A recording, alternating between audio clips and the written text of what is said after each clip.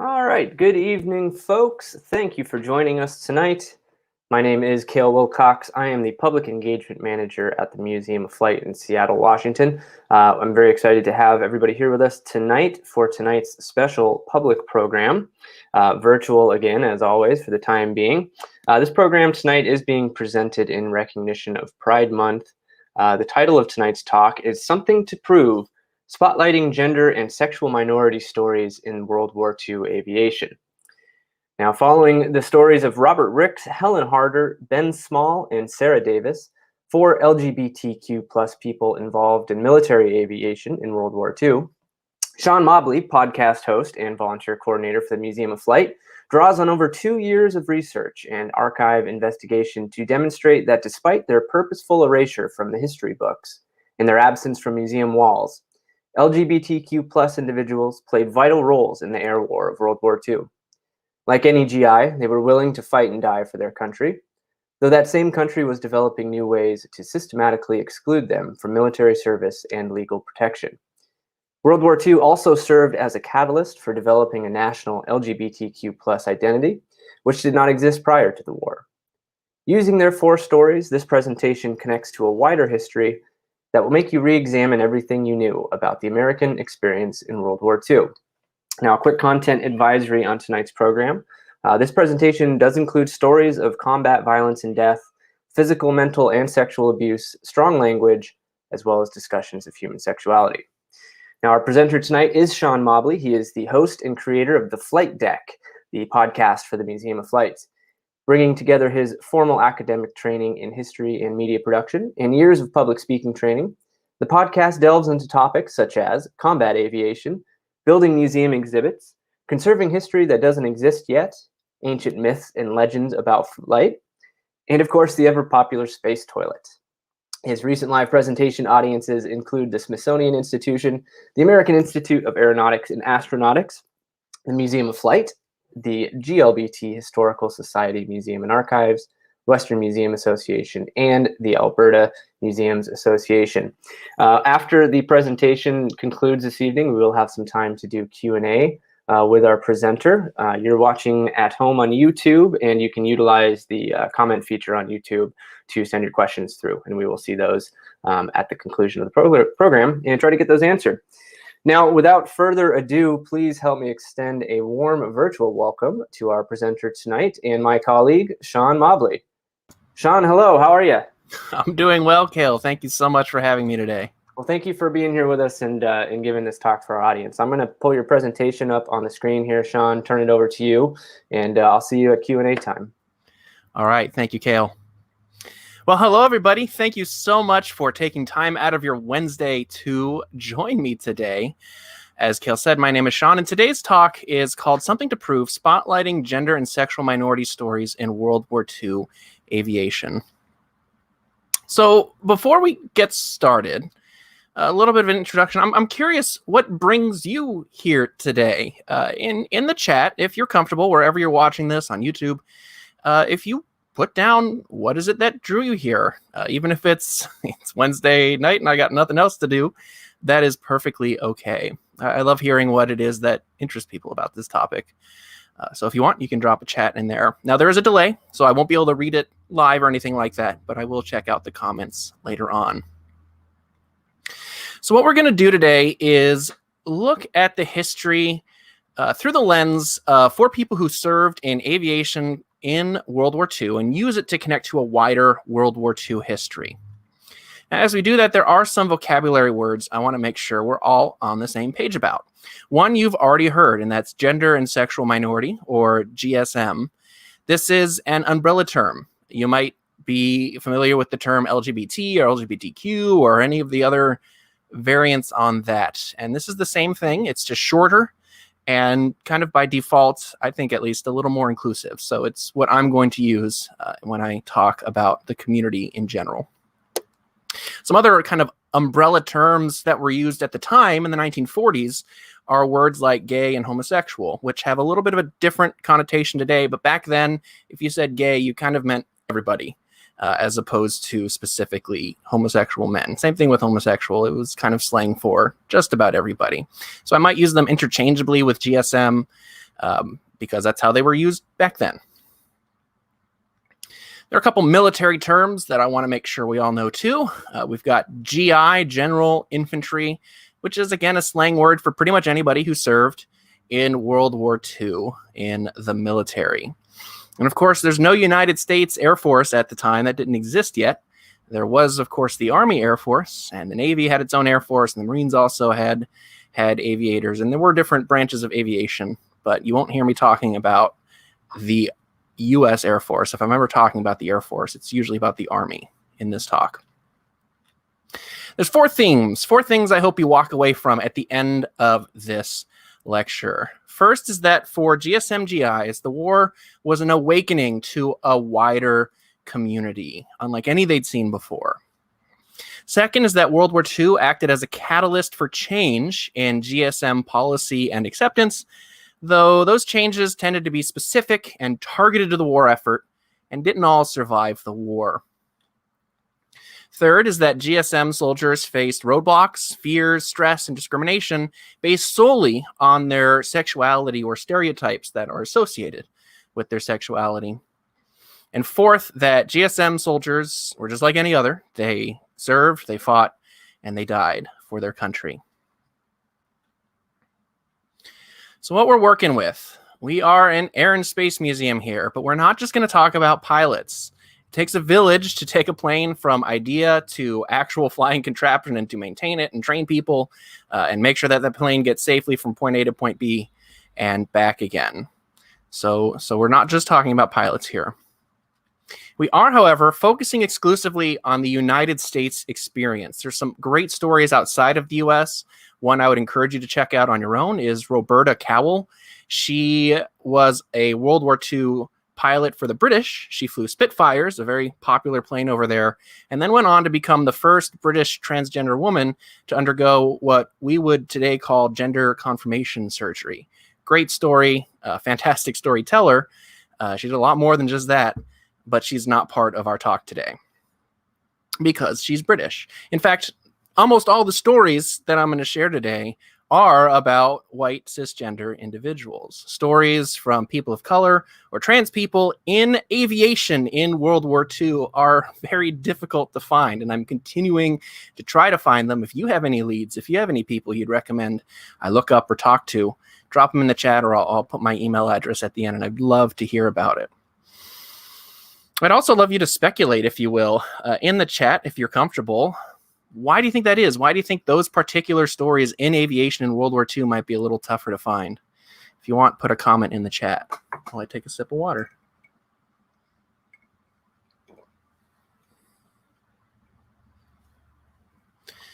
And again, I won't be able to read those comments live, but maybe at the end or afterwards, I will be happy to look through them.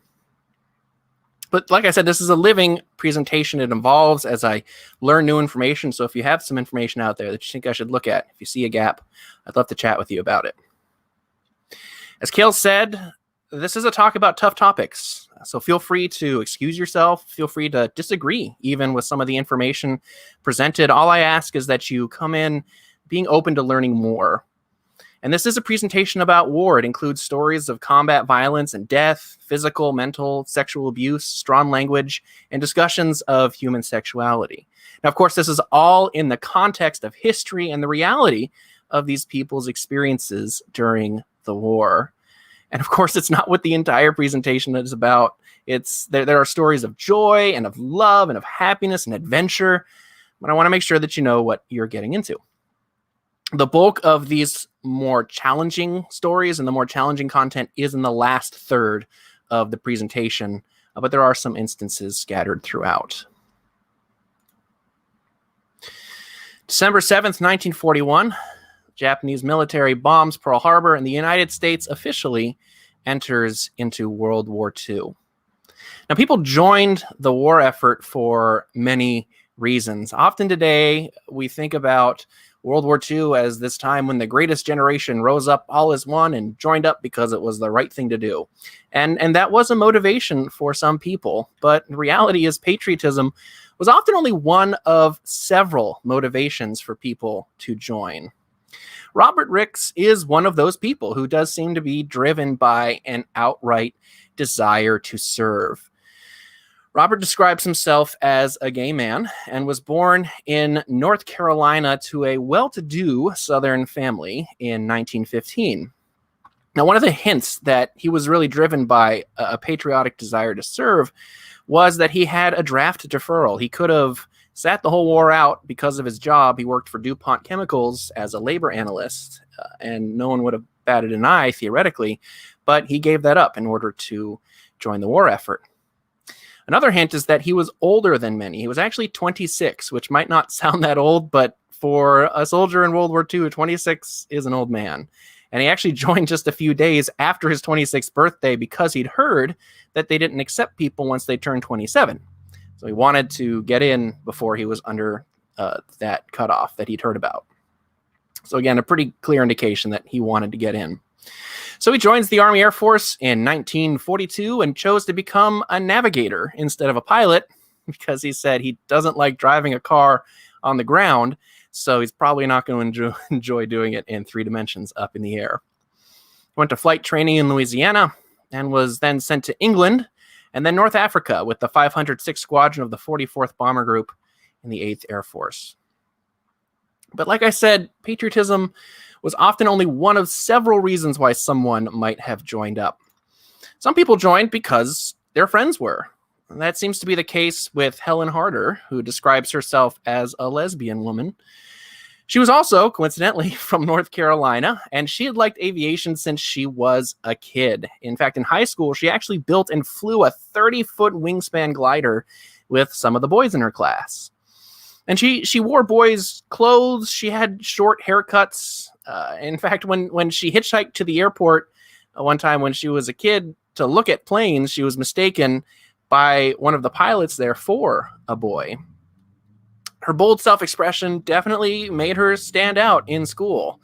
In fact, she was voted craziest in her high school yearbook, as we can see from her high school photo here. If you learn nothing else from this presentation, it's that your high school yearbook photos can come back in someone's PowerPoint presentations a good 75 years later. And she had friends joining the Air Force. She wanted to join, but she was unable to because she was a woman. They wouldn't let her fly.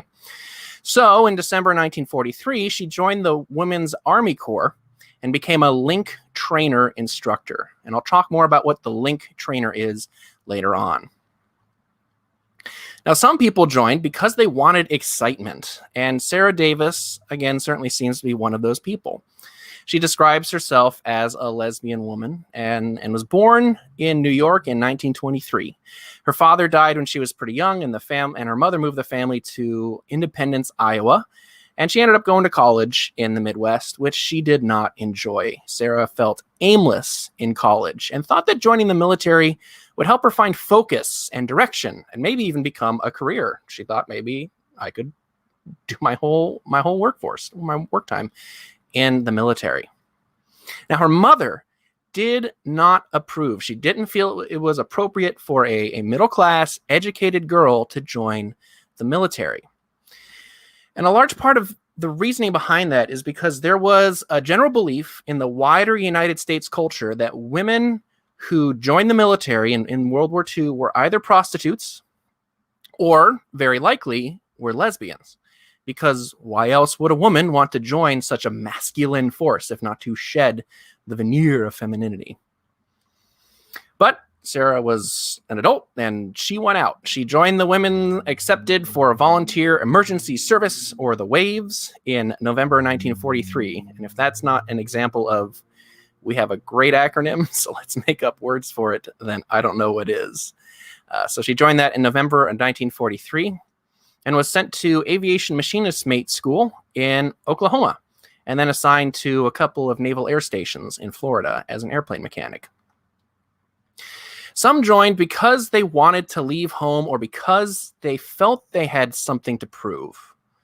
And that's the case with Ben Small. Ben was born in Santa Paula, California in 1922. His mother was a business owner. She owned a hair salon. And his father actually served as an aviator in World War I. And he turned 19 just a few days before Pearl Harbor was bombed on December 7th, 1941. And just a few days later, he joined the Army Air Force on December 14th, 1941. Now, part of his desire to join was to join the war effort and fight. And we see that he joined just a few days later. He was definitely caught up in this initial wave of people who wanted to join up. But he said a big part of his decision was that he just wanted to leave home, and the military was an easy way to do that. And a big part of why he wanted to leave and join the military was to prove to his dad that his son was no sissy, because his father suspected things about him, and he suspected things about himself, and he figured that the military would straighten him out. So these, by the way, are our 4 crew members. We'll kind of dip back into their stories throughout the talk here. Now, all 4 of these folks, along with the millions of service members who were joining a military in flux. And this was definitely seen in how the military responded to GSMGIs. So a little bit of context. Before the war, the military had a punishment for what was called sodomy.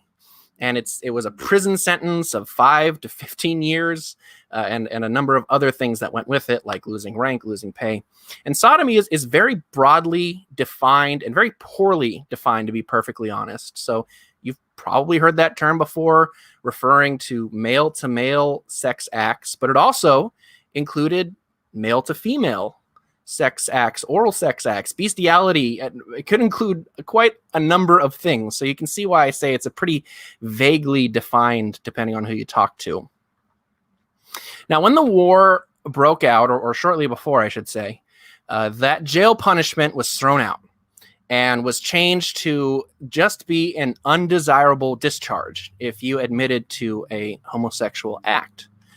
Now, this undesirable discharge got the nickname. It got called the blue discharge because it was printed on blue paper. And it was handed out for all sorts of reasons, one of which was admitting to homosexual acts. Another was just general troublemaking. And in fact, it was used disproportionately against African-American GIs as well, because, it was an easy kind of no questions asked way for a black GI to be drummed out if they rubbed a white officer the wrong way. You could just give them a blue discharge and they'd be on their way. In addition, World War II saw the introduction of a screening for soldiers. So the military actually began screening recruits for homosexuality. And if you want details on how that came about, I actually gave a talk to members a couple of months ago. So if you're a member, if you go back through your member emails, search for my talk, which is called Rainbow High, or search my name, and it should show up. I think it's still in the archives somewhere. If not, email the membership folks and they'll get it to you. I'm volunteering them to do work. Sorry. You're probably listening, Mara. But the important part is that they started screening out homosexual recruits because war is a man's job and effeminate men are innately inferior GIs. Now, there's a lot of assumptions wrapped into that. First of all, that all gay men are effeminate, that all effeminate men are gay, and there's just assumptions about the nature of femininity in general. Remember what I said about assuming women who wanted to join the force wanted to get rid of their femininity because it's so masculine. So there's a lot wrapped into that. Of course, the need for bodies threw a lot of these rules completely out the window. There was a need for GIs. So to illustrate this, in the interwar years, there were about 200,000 people across the military. So these 2 planes here, let's say they each represent about 100,000 people. At the peak of the military strength during World War II, the United States military had 16 million people. Now, if each plane represents 100,000 people, this is the number of planes it would take to represent that. So you can see the military needed a ton of people to fill all of the different roles. And so a lot of the rules just got tossed out. Now, most of these people were white, male, straight, cisgender, and young. Women and people of color did find roles. They were often limited. That's a story for another time. But the GSMGIs found that these inconsistencies in the recruitment and retention process let them in. First of all, the focus on feminine qualities, the hyper focus on this, meant that people who didn't display them didn't really have a problem. And even if you did, a recruiter with a quota might not care about your lisp or the fact that you kissed a boy and you liked it. Or if a recruiter felt uncomfortable asking you questions about other men's sex lives, maybe it made them feel something that they didn't want to feel. And you would just get through because you didn't get asked the question or whatever. People needed to fill a quota. Ben Small, for example, who we talked about, joined up just a few days after Pearl Harbor, did not even get asked the question. They needed people. So this was the beginning of an uneasy peace. The military needed GSM GIs, but couldn't accept them overtly for a number of larger societal and rules-based reasons. Now, once they were in, those previously isolated GSM GIs discovered a world virtually unknown to them before.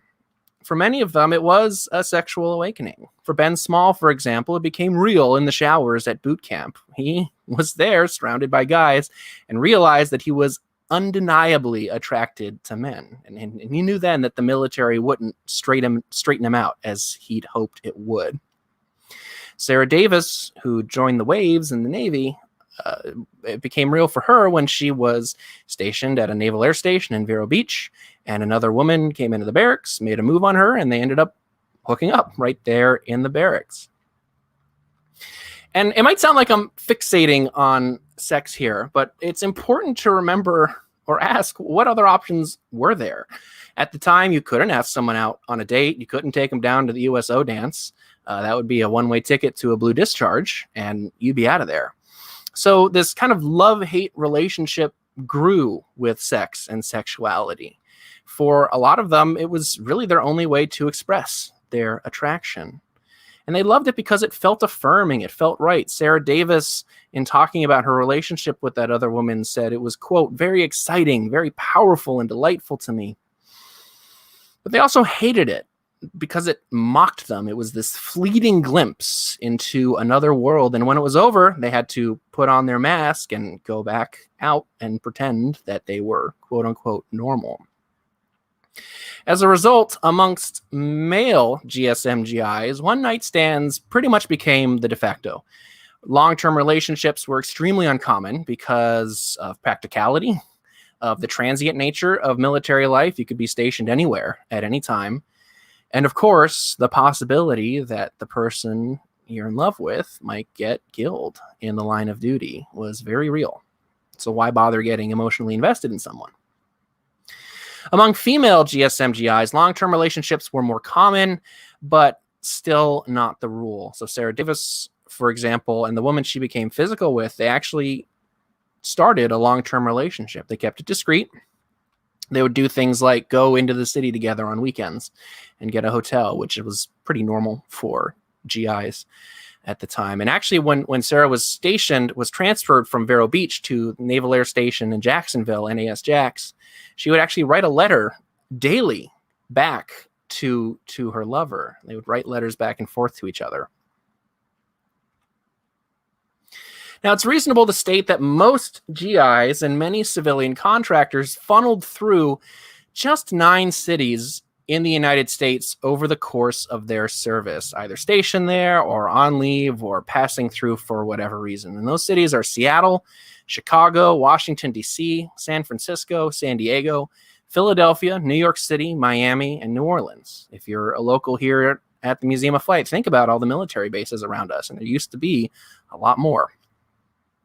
This meant that GSM GIs also were funneled through these places, and the cultures and the norms that grew in these cities, things like slang and the way they talked, things like drag, things like camp, were transmitted between them like bees taking pollen from place to place. But then, most importantly, at the end of the war, all these things were brought back to towns and cities all across the United States. And it really starts planting the seeds of a national queer identity. Speaking of slang, the use of slang and covert norms protected GSM GIs while letting them meet in public. So Ben Small was stationed at Tacoma in Tacoma at McChord Field, which is today Joint Base Lewis McChord. Back then it was just an airfield, or that part was just an airfield. And he used to visit Seattle, actually. He would come here, he would go downtown to a bar at the Olympic Hotel, which is today the Fairmont Olympic. It's still there. And he would stay at the YMCA, which itself became a code, proving some things don't change. And he would go down to this lounge where it was known that other homosexual men would be. And there'd be no body contact. It would be all very subdued. If you were to just be walking by or sitting in there, you wouldn't have known that anything necessarily was going on.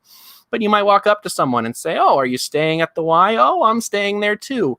Why don't you come on over to room 43 for a drink afterwards?" And just like that, without really anything overt being said, a liaison had been scheduled. It's almost like this extra plane of reality was overlaid on the world that only people who knew about it could see. Now, for women like Helen Harder and Sarah, differences in socialization amongst women made it easier for female relationships to kind of fly under the radar. So, for example, women were and still are today generally more able to do things like hold hands, have body contact, lie on a bed together, even kiss potentially, and it not be considered out of the ordinary, it not be considered anything but just platonic friendship. And so you can see why it would make it easier for people with romantic interests to get together. Helen actually describes a thriving lesbian underground at Gardner Airfield in California. She says she has a great oral history, a lot of great quotes, most of which I can't repeat without having a much stronger content advisory. She says, quote, "All the lesies were in aerial photography at her field." And she wasn't alone there. There were queer groups on base, and they tended to grow slowly, person to person. So, for example, at Lemoore Army Airfield in California, one woman checked out a lesbian-themed book from the base library. And after she returned it, and when you checked out a book in those days, you would have to sign your name on a card in the book to check it out. So she checks it out, returns it, and then a couple of weeks later gets approached by a gay airman who had checked out the book after her and seen her name on the card and recognized her from around base. And the two of them connected, and they started a friendship there. And they became an emotional core for a lot of GIs. There was a gay group on the Air Force Base in North Carolina who would keep in touch via newsletter. So people would come to the Air Force Base, they would then get stationed out, sent overseas, and they would mail back updates to some of the folks who stayed at the base. And those folks who stayed at the base compiled all these updates and then sent them back out to everybody who had been part of their group overseas, so they could keep in touch with each other. Of course, in true gay camp form, this newsletter was called the Myrtle Beach Bitch, after the airfield and the city it was in. Gender roles blurred significantly during World War II, and anyone who studied anything about World War II knows this, the Rosie the Riveters. But that we can't emphasize how important that is for the GSM community, because for people whose existence often means subverting gender norms, the cultural acceptance of subverting gender norms can't be understated. And it felt empowering. It felt like a chance to just live for once. Women, for example, might be put in charge or do dirty, smelly, or quote, unladylike work. Sarah Davis was a company commander on her naval air station. She said, quote, "When I said attention, over 125 people had to pay attention." Remember, this was a time when women were trained to take orders from the men around them, not give orders. Now, Sarah was trained as an aircraft mechanic, just like the folks in this photo, although these aren't her, and these are some other waves somewhere else. Actually, I can't remember if they're waves or wax. Anyway, sorry. She was trained as an aircraft mechanic. And so why was she doing this job? That's a very masculine job. Well, remember from your World War II history, the women who were joining the war effort were being brought in to replace men doing those jobs so that the men could go overseas. So Sarah's trained as a mechanic, gets brought to the Naval Air Station in Vero Beach to let the men who were acting as the airplane mechanics go do that job overseas or do another job that the military needed them to do. It all depended on what was needed at the time. So there was always a shortage of women in the services, and they needed men to go overseas, and they didn't have enough women to come backfill. So there was always this shortage. And as a result, supervisors of women were generally more willing to look the other way when it came to female relationships between each other, because they just couldn't afford to lose the women under their command. And also, if you've been paying attention, you might have noticed that the policies that I've mentioned so far all tended to be specifically about men, specifically about male sex acts. And policies about women were not added actually until much later in the war. Women might be evaluating men or ordering men around. Helen Harder was running a link trainer and graded men on their aviation prowess. So for those who don't know what a link trainer is, the link trainer is a synthetic trainer, is what it was called at the time. Today we'd call it a simulator. Here's a photo of the link trainer we have in the Museum of Flight in our World War II exhibit. So come take a look next time you're here. Stop there and check out that link trainer. Incidentally, we also have more link trainers up at our restoration center in Everett. So if you want to make a trip out of it when that area is open again, you can head up there. And I like that one better because it's actually more complete. I love the link trainer, so I could do a whole thing just on that, but I'm not going to. So how it worked, though, is here's a video. So the aviator climbs inside, closes the top, and is in complete darkness. All they can see are their instruments in front of them. And this is a way to test how well they can navigate without sight, only using their instrument. It's called instrument flight in aviation.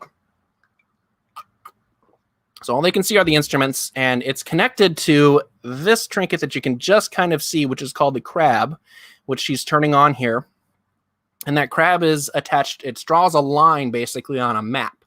And based on how the airman manipulates the controls, it will draw a line to show the route. And the whack, or the wave in this case, is acting as air traffic controller, giving orders, giving instructions, and then debriefing the aviator afterwards. So it's a flight training instrument. So here again, we have women giving orders and instructions to men, and they're expected to be obeyed and listened to.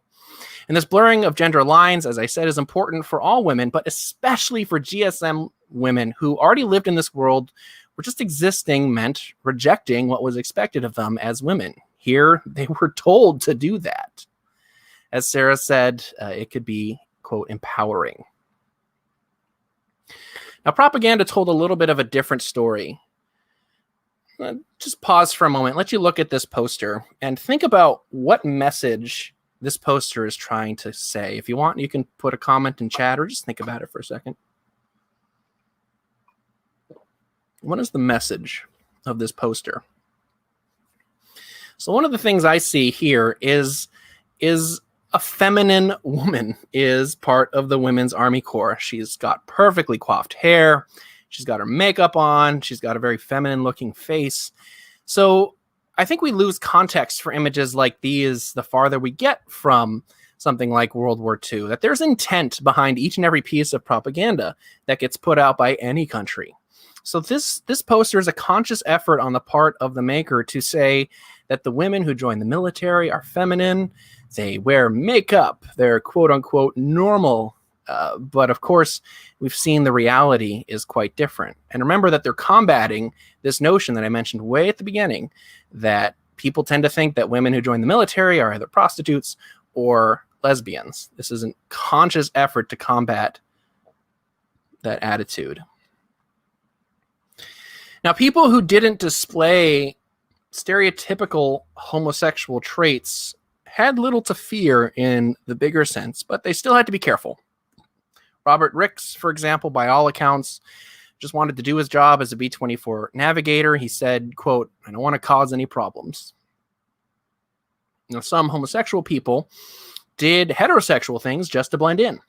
So Sarah Davis, when she was down in Jacksonville and Vero Beach, would go on a date with any man who asked her. She would just say yes as cover for her relationship with another woman.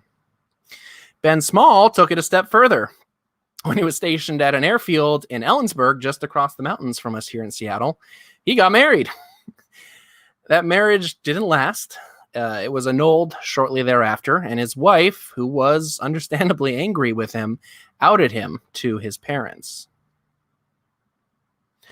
Now, what's interesting, too, is that those people who acted in a more stereotypically homosexual way, who portrayed these traits, might have actually had those traits valued in a sense and had been placed in jobs based on those stereotypes. So, for example, a lot of the truck drivers in the military were women, and they tended to be very, very butch, so presented a very masculine figure. One of the characteristics was that these are women who, quote, drank beer out of a bottle, because that's apparently a masculine trait. For men, they might be assigned to be a clerk, so this is secretarial work, or they might be a chaplain's assistant, so literally in charge of the base choir, or they might get involved in drag performance. Now, at the start of the 20th century, female impersonation, as it was generally called, had a fall from grace. So this is after World War I. It went from being a popular fixture in mainstream live entertainment before and during World War I to becoming a fixture in just underground GSM communities as it became a target for moral crusades after the war. Now, at the outbreak of World War II, leadership wanted to bring drag back. But to do so, they had a problem. They had to kind of de-queer it. So remember that gay people, especially drag queens, are feminine, and feminine men do not make good soldiers. This is the understanding that they were operating under. So they can't have drag queens because they've associated drag with homosexuality. So they waged a successful campaign using a combination of theater, film, and newspaper coverage to portray drag queens not as gay people, but as heterosexual masculine men who were just putting on women's clothes for God and country. Of course, the reality was quite different. So the video that's playing right now is an excerpt of an Air Force drag performance. It's from a movie that the Air Force made called Winged Victory in 1944. And it was produced by the Air Force and has lengthy drag sequences, which gives us a hint that this is a pretty important part of Air Force life. If the Air Force is putting out official movies with multiple lengthy drag sequences. Incidentally, it was directed also by a man named George Cukor, who was openly gay at the time that he directed this film. Now, the movie follows a crew of a B-24 through training and then to an island base in the South Pacific. And if this were real, one of the drag queens in this clip could very well have been our very own Ben Small. Ben Small served at an airbase in the South Pacific. By day, he worked on the airfield. By night, he would perform in drag before 1,000+ men, just like the folks in this film clip here. He was part of a group of gay men who were out to each other and put on these shows. And because drag was so important, he did things like he would requisition gowns through the formal army requisition process, and they would be sent to him from the mainland. Other drag performers overseas would ask the Red Cross women for their clothes, and they would get them. So you can see that, and despite the efforts by the military to de-queer drag, there was definitely a gay vibe still present.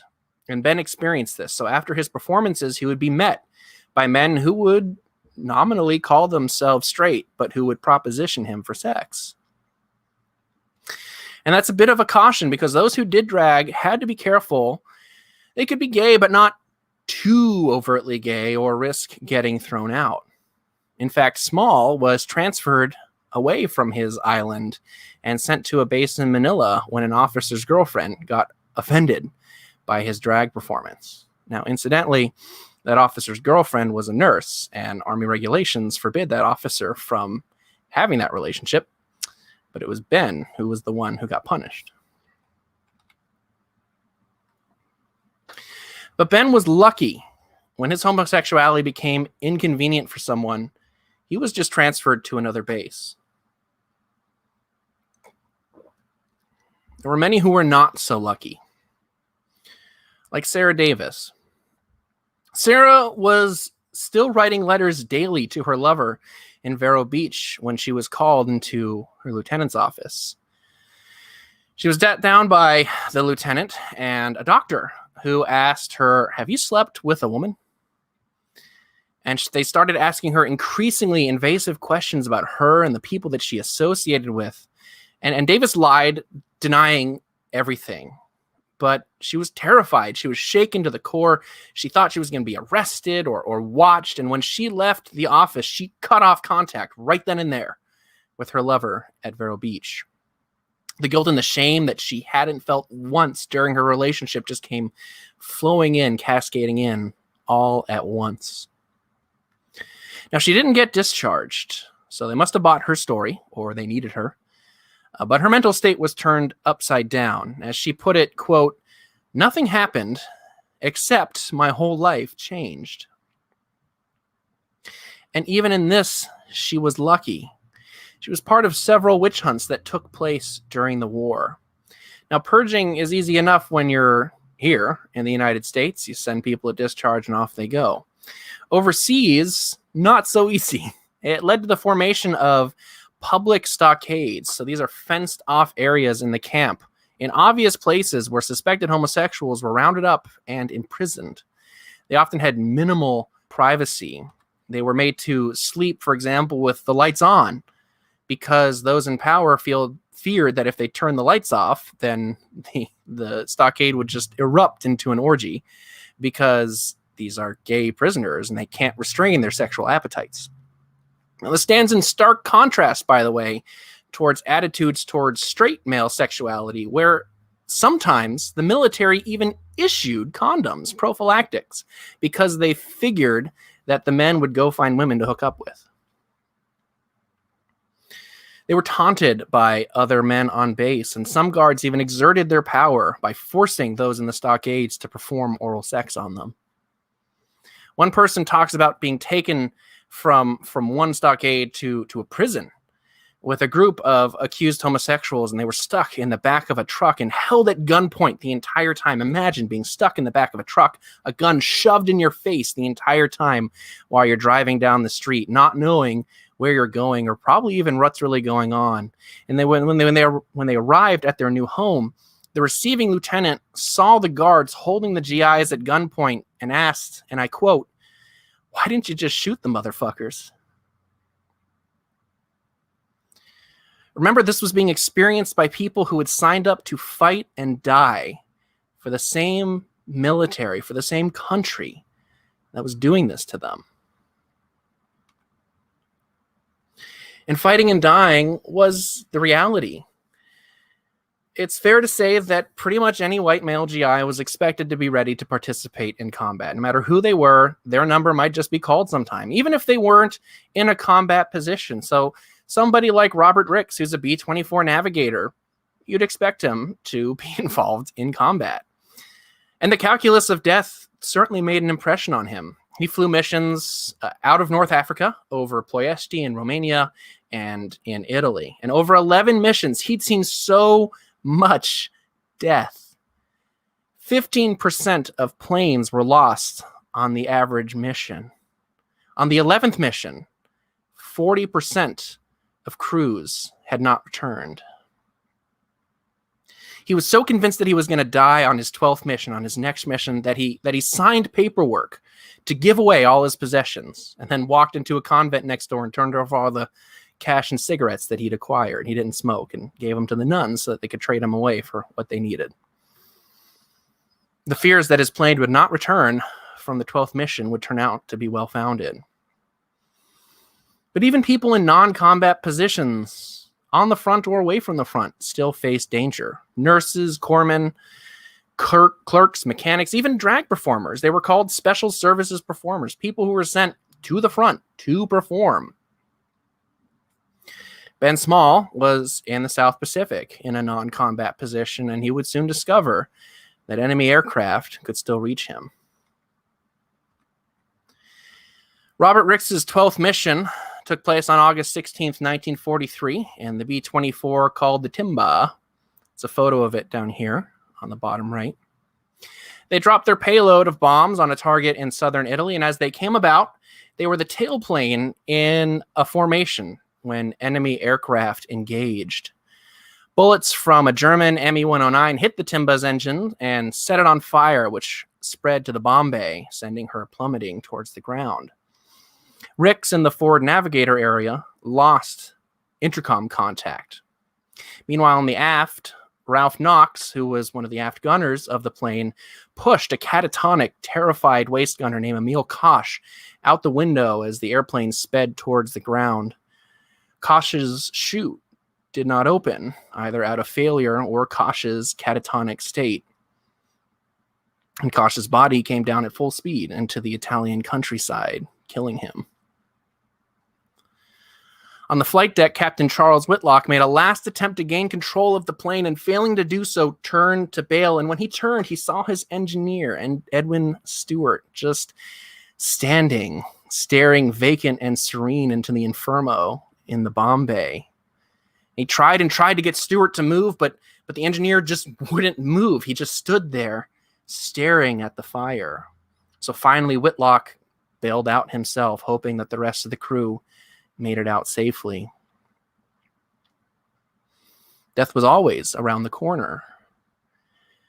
Ben Small had visited his boyfriend in his tent on their island Air Force Base one evening, and had just said goodnight and headed out into the evening when Japanese planes came in, dropping bombs, including one on the tent he'd just left. He was thrown to the ground, and when he got up, his ears presumably ringing, he turned around and saw that the tent was destroyed. And Small was distraught, understandably. For 2 or 3 days, he said he grieved, but he grieved publicly. And something that's interesting is that the men around him didn't turn him in. They didn't tease him. They were just there for him. That they had to know why he was crying, why he was grieving. It was a drag performer, for goodness sakes. They knew what his relationship must have been with one of the people in that tent. And they were just there. And in that, he was lucky. He either felt he could be public with his grief, or maybe his grief led him to ignore the consequences. For still others, though, death had to be processed in secret. Tears at the news that a girlfriend or boyfriend or lover had been killed had to be stifled, leaving these GIs terribly, terribly alone in moments when they needed community the most. Some GIs found themselves prisoners of war. Robert Ricks successfully bailed out of the Timba and parachuted into the idyllic Italian countryside. Half the crew were killed in the shoot-down, and the remaining 5 made it to the ground and were captured by the Italian military. Now, one of their captors had grown up in Texas before his family had moved back to Italy, and he was fighting for the Italians. And what we can only describe today as Ricks's gaydar was going off about this guy, who he felt, Ricks figured that the Italian detected him as well. So the rest of the survivors were sent to basement rooms, while Ricks was invited by this Italian gentleman to use a nice shower upstairs, freshen up, and then have a nice spaghetti dinner with this Italian gentleman, just one-on-one. It was the last nice dinner he would have for a long time. From there, Ricks was transferred from POW camp to POW camp as the Allies advanced up the Italian boot, spending some time in the famed Stalag Luft 3 in the German system before being liberated from another Stalag just a few miles from Dachau, the concentration camp, in May of 1945. His hair turned gray and many pounds lighter. But the grim specter of the front lines dissolved a lot of differences. In the words of George Dunham, who was a corpsman at D-Day, he said, "No one asked if I was gay when they called medic." So those experiences were strangely affirming for GSM GIs on the front lines, people like Robert Ricks, people who might have especially people who might have displayed some of those more outwardly stereotypically queer characteristics, because they were going from a culture where your stereotypical characteristics are a source of shame and derision, to being in a combat situation where the men around you, who either knew or suspected that you were homosexual, trusted you with their life and maybe even saved your life. It meant you were valued. It meant you were wanted. You were part of this wider community of Americans. And those lessons stayed with many GSMGIs when they returned home. Sadly, they were not learned by many of their countrymen. The vast majority of GSMGIs came home to the thanks of a grateful nation. In fact, even those who might have stood out a little bit because of their sexuality felt that their queerness itself was valued. Remember what I said earlier about kind of these masculine characteristics in women being valued and these feminine characteristics in men being valued. So it wasn't just a matter of in spite of, but because of their sexuality. And pretty much all of them faced a choice. They had been exposed to a wider homosexual, gay world. So what now? What do we do with this information? Most chose to stay home. Many chose a heteronormative life. Some chose a different road. Helen Harder was very open with everyone around her, if you haven't figured out that about her yet. And she quickly embraced the queer world in San Francisco and elsewhere on the West Coast. Ben Small, if you remember, was outed without his consent to his parents by his ex-wife during their annulment, and ended up getting involved in theater where he didn't need to hide his homosexuality. Sarah Davis, on the other hand, was not out, and the trauma of her interrogation in the Navy followed her, keeping her silent and ashamed of her same-sex attraction for years. Access to the GI Bill freed a lot of people financially if they wanted to pursue life outside their hometown. So for GSM people who wanted to get out, the GI Bill pretty much let them do it. Sarah Davis, for example, and Robert Ricks, they went on to get educations with their GI Bill. However, those GSMGIs with the blue discharge, people who'd been dismissed from the military because they'd engaged in homosexual acts or even admitted to homosexual attraction, had no access to the GI Bill or those benefits. They were denied it. Well, this also affected anybody with the blue discharge. And if you remember earlier, I said that it was disproportionately used also against African Americans. So the blue discharge actually became a rallying cry in the post-war civil rights movement. And it was successful for African Americans and pretty much everyone else. They did overturn these decisions and get folks access to bills, to benefits, even if they'd gotten a blue discharge, except for GSM GIs, those who'd been dismissed for homosexual acts or attraction. They created a whole new category just to keep them denied from benefits. So GSM GIs might experience homelessness or have to rely on family who knew their child was homosexual because of the invasive discharge process. And they deal with that in a wide spectrum of ways. They weren't all sad stories. Not only that, but the post-war reassertion of gender norms and the Cold War created an anti-GSM environment. The military no longer needed millions. All those planes I put up, they didn't need them anymore. So they clamped down. Drag was re-relegated to the margins and didn't emerge until much more recently in the mainstream. And this is when the hammer really fell on women. Women were definitely not considered needed by the military, so were swept out in droves. This wasn't helped by kind of this general perception that GSM people, Americans, were the enemy within. And this was consistent with a Cold War mindset that there are people in the U.S. who are trying to bring the United States down. Right? We hear this in the Red Scares. There was also a lavender scare that went along with the Red Scare. It was exacerbated by, immediately after the war, by a conspiracy theory that circulated in the halls of government that Hitler had kept a list of all homosexual activity like in the world. So he was keeping track of the gays in Butte, Montana, and that the Russians had captured this list when they moved into Berlin and were going to use it to blackmail all of these homosexuals who were working for the US government. And this was a security risk. And so as a result of this conspiracy theory, Congress passed similar laws for screening, similar to what the military had implemented at the start of World War II. So if you said you were homosexual, you'd be ousted as a security risk.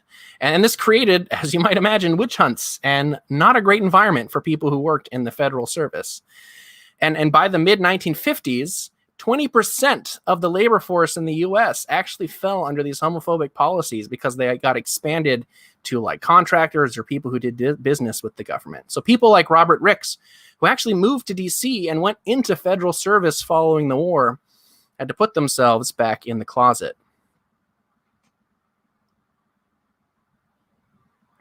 Within a few years, acceptance had vanished. Indeed, an anti-GSM hysteria took over. But communities quietly grew. Now, unlike the civil rights movement, which built immediately off of World War II and the successes that had been achieved for communities during the war, what would start off being called the gay rights movement wouldn't really form and coalesce until the 1970s. But the war gave people a sense of common identity. The communities that had existed really only in big cities, and those in the countries had been unaware. They might have thought they were the only person in the world who was like them, but they knew now that that was not true. So they tasted it, and it would take years for that taste to evolve into a political movement, but the genie was out of the bottle. After the war, Helen left the Women's Army Corps and hitchhiked her way across America in 1946. Again, little surprise.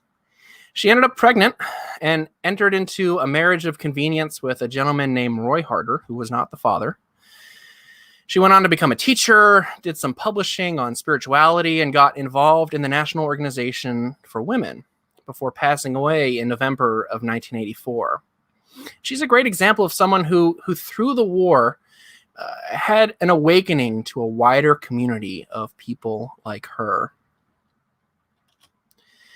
Ben Small worked for the Air Force as a civilian for a couple of years after the war in Germany before coming back to the United States. He went on to work across the country in theater before settling in San Francisco. And he found San Francisco initially very welcoming to GSM folks like him. But as the 1940s and 50s progressed, and that anti-GSM sentiment I mentioned before kind of ramped up, the gay hangouts were closed down or patrolled more often by police as this post-war warmth vanished. His experience as a drag performer during the war and his witnessing of the remarginalization of the GSM community afterwards is an example of how World War II acted as a catalyst for change in GSM policy and acceptance, but those changes tended to be specific and targeted to the war effort and did not all last following the war. He died in May of 2002. Sarah Davis stayed in the Navy for a little while. She actually helped with the formation of the Blue Angels, helped there in the press office. And after she left the Navy, she went on to reconnect with the woman that she'd been in love with. They met in New York City, had a meal together, and then never spoke again. The moment had passed for them, if it had ever existed. And it took many years for her to really overcome the trauma of her interrogation. And she and many GSM soldiers like her faced roadblocks, fear, stress, and discrimination based solely on their sexuality and the stereotypes associated with them. Now, she went on to get a couple of degrees, served in the Peace Corps, and perhaps most importantly, slowly became more comfortable in her own skin, to the point that she actually became kind of a known figure in the GSM community in her area, She even went on to become a competitive swimmer when she was in her 60s, winning a couple of gold medals at the Gay Games, which were international events. She became a deacon in the Episcopal Church before moving back to Iowa to be closer with her extended family, where she died in April of 2009. After the war, Robert Ricks got a degree in foreign service and moved to Washington, D.C. to get involved in civil service, first working for the federal government and then for the D.C. city government. In 1991, he got a phone call out of the blue from the son of the radio man on the Timba, which was his plane that went down. He was writing a book about his dad's experience during the war. And in that book, the son describes Ricks as being aloof and distant and standoffish, and said that after asking Robert a few questions and not getting answers, Robert just bluntly said, "I'm gay." Like he expected that would be the end of the conversation. And he said that Ricks seemed surprised when the conversation just continued from there. Although in the book, he notes that Ricks never showed up at reunions and seemed to harbor some bitterness. Perhaps if the son had known the whole story, as you do, the bitterness would not come as a surprise. Ricks was one of tens of thousands of GSM soldiers who, just like any other, served, fought, and were willing to die or did die in the line of duty. And those who returned came back to a country that not only turned against them during the Cold War, but buried their accomplishments in an effort to create a history where GSM people certainly didn't exist and definitely didn't contribute when their country needed them most. Robert died in January of 1998. And perhaps in death, won a final victory. He's buried in Arlington National Cemetery. The brochure that visitors get when they arrive at Arlington National Cemetery says this, quote, "We hope you make time to visit areas less traveled, wander through the headstones and monuments, reflect on the names, and ponder the stories each person could tell."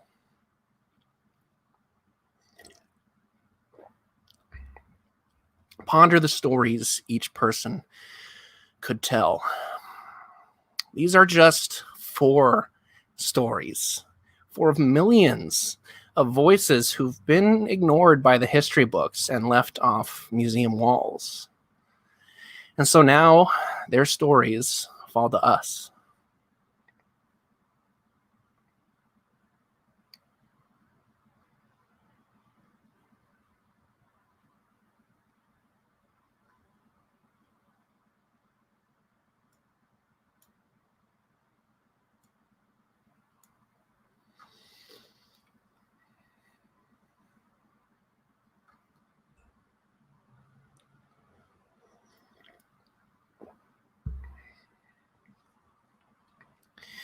You with me, Kale?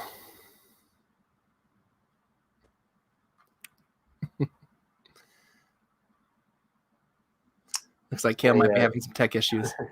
My camera doesn't seem to want to come on for some reason. Stand by 1 second. Oh, there we go. All right, Sean, thank you so much for that incredible presentation, for incredible personal stories there, and also a larger topic receiving much deserved attention.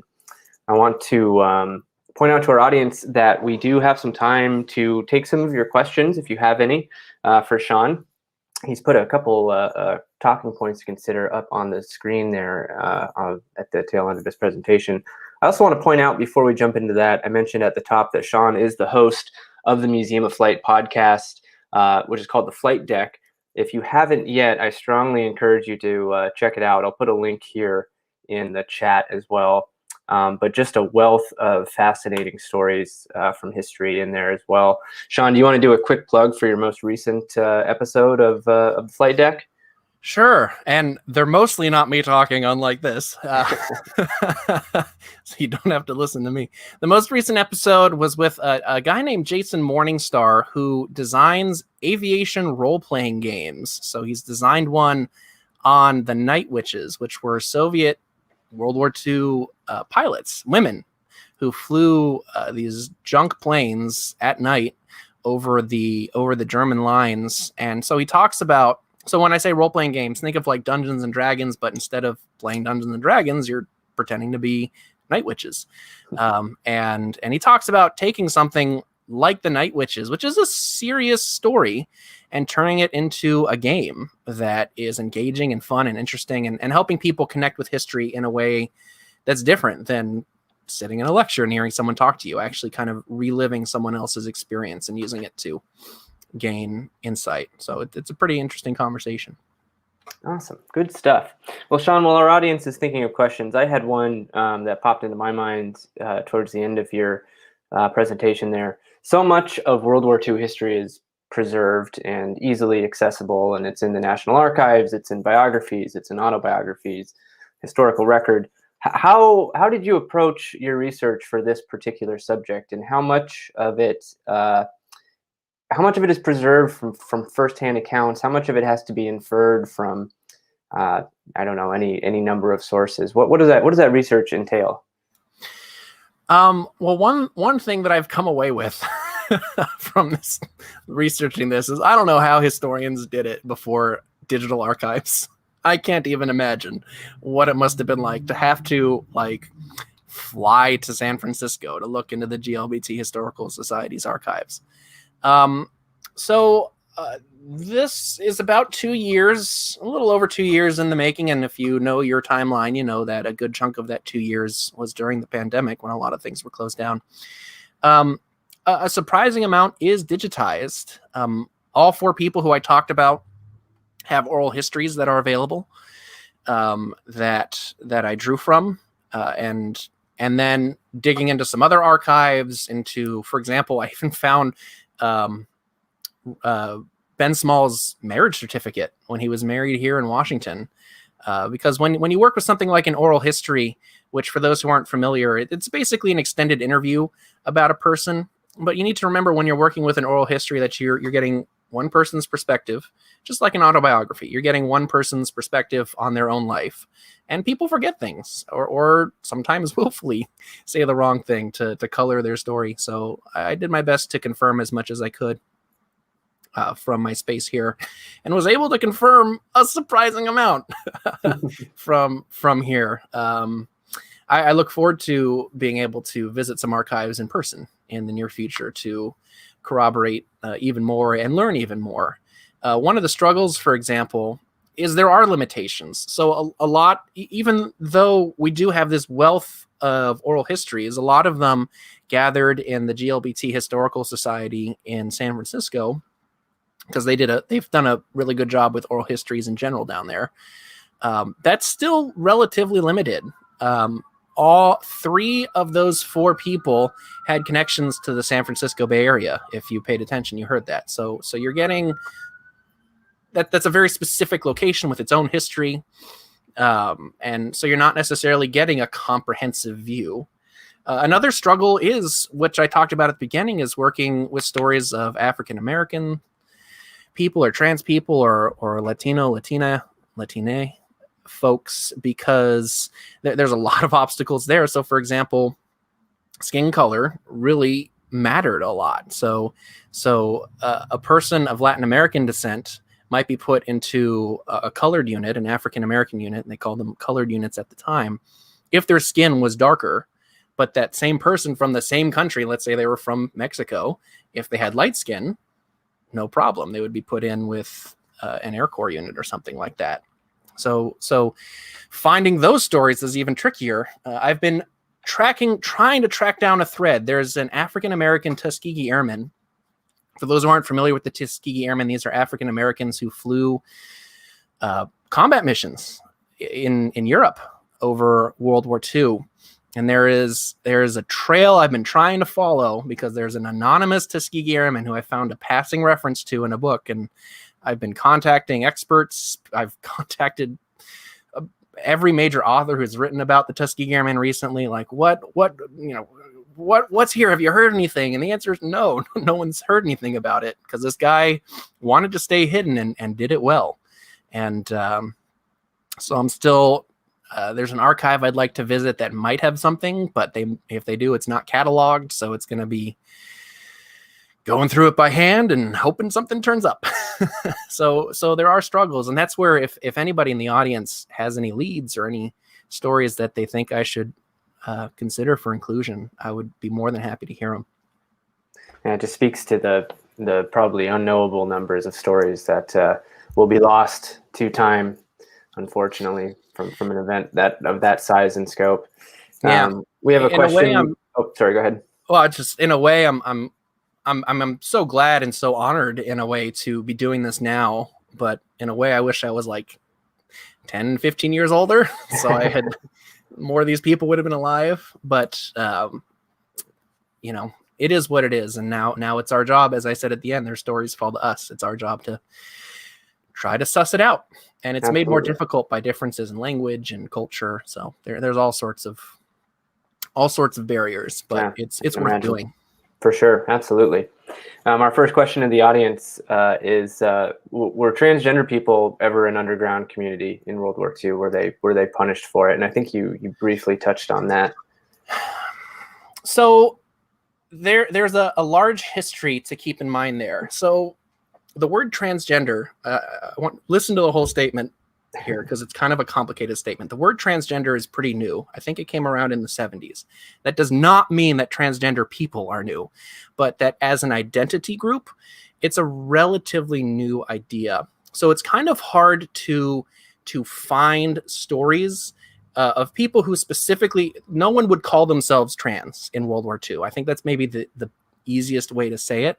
So it's one of the challenges to find it. Now, if they were living today, sure, they would have called themselves trans. So that's what I was talking about the language being different, the understanding of identity being different. So somebody like Roberta Cowell, who I mentioned, who flew for the British, she never called herself trans during her whole life. She actually used some other words that are considered quite offensive today in the trans community. So the answer is yes, absolutely. And drag is its own interesting thing. A lot of people think of drag as men dressing up as women. For some people, that's what it is. For some trans people, it's a chance to explore what their identity might be as they're presenting different gender identities. So I'd be shocked if some of the people who performed in drag would not have called themselves trans today, even though they didn't back then. So it's a complicated answer. The answer is absolutely yes. But it is extremely hard to find documented stories because of how underground it was and because the language has changed so much since then. For sure. On the topic of stories, Mary asks, what books can you recommend for us to learn more about this topic? Sure. Two off the top. Well, three off the top of my head. One is called Coming Out Under Fire by Alan Berube. And that's kind of the classic, Coming Out Under Fire. It was written in the 90s, or over the 80s and into the 90s. And it's not just about aviation. It's about it's supposed to be about all LGBT experience in World War II. But because it was written in the 90s, the focus is mostly on cisgender men. There's no mention of the trans community, for example, in that book. Because that was not his focus. Women are mentioned, but not as much as men. And then people of color are mentioned in passing a couple of times. So, excuse me, I sound like I'm running down the book. I'm not. It is the classic, but it is also a product of its time. If you want just a general overview of just U.S. history, I'd recommend A Queer History of the United States by Michael Bronski.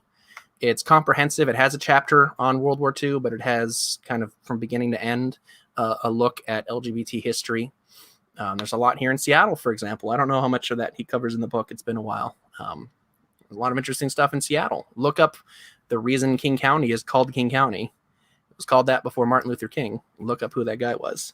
And then another I would recommend, I can't remember the full title of, but I think it's called Teaching LGBT. I can't remember the name, but if I can find it, I'll Doing a bad job here. There's a good job at the King County Public Library here. If you go to kcls.org and search for LGBT history, there's a couple of good ones in there. There's one that was put out by the University of Wisconsin, as part of a series about teaching complicated histories for high schoolers and college students that delves a lot into like terminology, which I talked about briefly here, and some of the talent challenges there. So I recommend that one, if nothing else, for the first two chapters, because it kind of lays out a lot of good context. Excellent. I feel like my answers went way downhill as I was answering that. That's all right. We're doing it live when we do Q&A, and you never know what you're going to get. I'm not seeing, and I'm seeing a lot of praise for your talk coming in from our audience, Sean. I'm not seeing any new questions. You do have a new subscriber to the podcast. Thank you, Sarah, for doing that. Sean, I guess we'll go ahead and we will wrap up tonight. But I want to say a big thank you to you for bringing this program to us, for the research you've done into it, and just for all you do for the Museum of Flight. You wear so many hats down there, and have brought so many great concepts and programs to fruition in your time with us. It's great working with you, bud, and happy that you could do this for us tonight as well. I appreciate it. Thank you so much again for giving this opportunity and for helping get these stories out there. I think the museum is doing a really good job of telling a more complete story of aviation history than has been told in the past. That's the goal, for sure. Absolutely. Well, folks, thank you so much for joining us on this nice Wednesday evening. We'll let you go enjoy the rest of your evenings. And once again, Sean, thank you so much. I'm Cale Wilcox from the Museum of Flight. We'll be signing off now, and enjoy the rest of your evenings, folks.